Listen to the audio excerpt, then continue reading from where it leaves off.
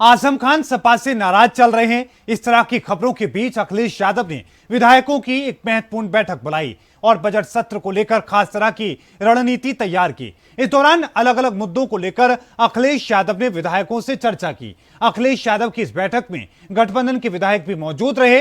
अखिलेश यादव ने क्या संदेश दिया, देखिए इस रिपोर्ट में।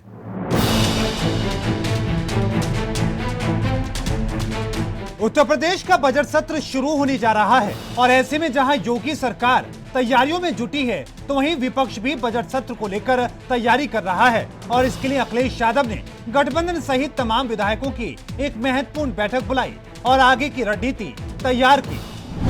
कल से सत्र शुरू हो रहा है और समाजवादी पार्टी विपक्ष की भूमिका में है और जो समाजवादी पार्टी को जिम्मेवारी जनता ने दी है उसका निर्वहन बड़ी ईमानदारी पूर्वक हम लोग करेंगे।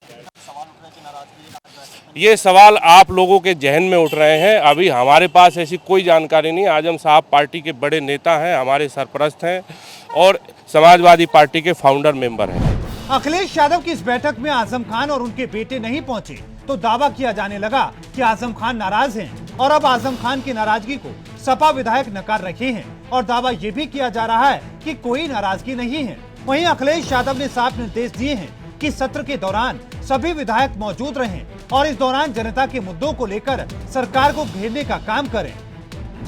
जनता के तमाम समस्याओं को लेकर विधानसभा में समाजवादी पार्टी बड़ी मजबूती और संयम के साथ उठाने का काम करेगी। मुद्दे बहुत ही गंभीर हैं।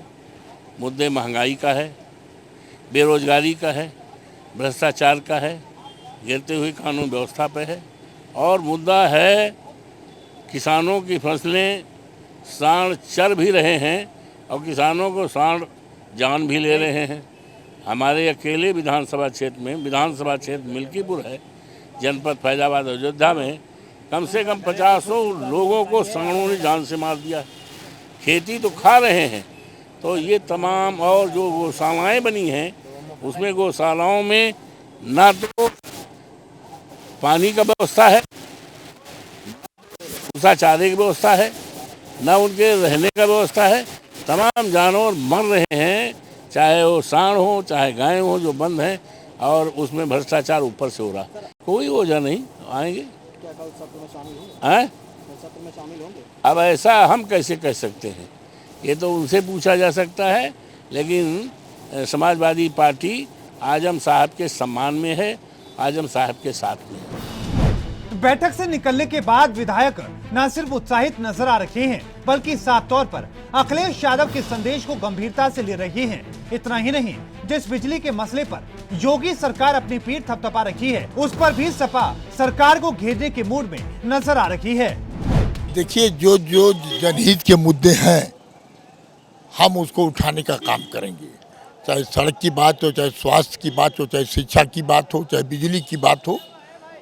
बिजली के बिल कई गुना बढ़ा करके जनता के ऊपर गरीब जनता परेशान है।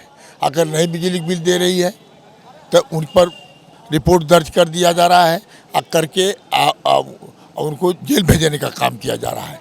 अब बिल कई गुना उनसे वसूलने का काम किया था। माननीय समाजवादी पार्टी के माननीय राष्ट्रीय अध्यक्ष जी ने कहा था घोषणा पत्र में कि हमारी सरकार आएगी तो हम 300 यूनिट बिजली फ्री देने का काम करेंगे। तभी इनकी आ गई तो दे देंगे। तो ये तो कुछ किया ही नहीं इन्होंने, केवल जनता को गुमराह करके वोट लिया है। तो इसलिए अब की बार हम अपने अपने जनहित के मुद्दे पर अपनी बात को रखने का काम करेंगे सरकार के बीच में कि हमारे ग्रामीण अंचल आज जो सड़कें टूटी हैं, अस्पतालों में दवा नहीं है, कानून व्यवस्था खराब है, हम सारी बातें सदन के अंदर मजबूती से रखने का काम करेंगे। इतना ही नहीं, अखिलेश यादव की कोशिश है कि मुद्दा चाहे जो भी हो सरकार को घेरने का काम किया जाएगा। ऐसे में सीसामऊ से सपा विधायक इरफान सोलंकी का दावा है कि सरकार को हर मुद्दे पर घेरने का काम करेंगे। तो वहीं आजम खान की नाराजगी को सोलंकी नकार रखे हैं। देखिए, एजेंडा तो सिर्फ एक है कि किस तरह से विपक्ष को घेरना है, क्योंकि ये कंटिन्यू सरकार है और इनको 5 साल से सरकार चला रहे हैं और इसके बाद भी इतनी आफत, इतनी त्राही जो मची है उसके विरोध में हम सब उनको घेरने का काम करेंगे। नहीं, आजम खान साहब कल आ रहे हैं, उन्होंने कहा भी है कि भाई पानी में लाठी मारने से पानी कभी अलग नहीं होता है, कि हम सब एक हैं और एक साथ रहेंगे। बैठक के बाद सपा विधायक उत्साहित भी हैं और अपने बयानों से साफ कर रहे हैं कि इस बार का बजट सत्र बेहद धमाकेदार होने वाला है। लेकिन देखना दिलचस्प होगा कि आजम खान पर सपा विधायकों का दावा कितना सच साबित होता है। लखनऊ से पुनीत मोहन के साथ ब्यूरो रिपोर्ट R9 न्यूज।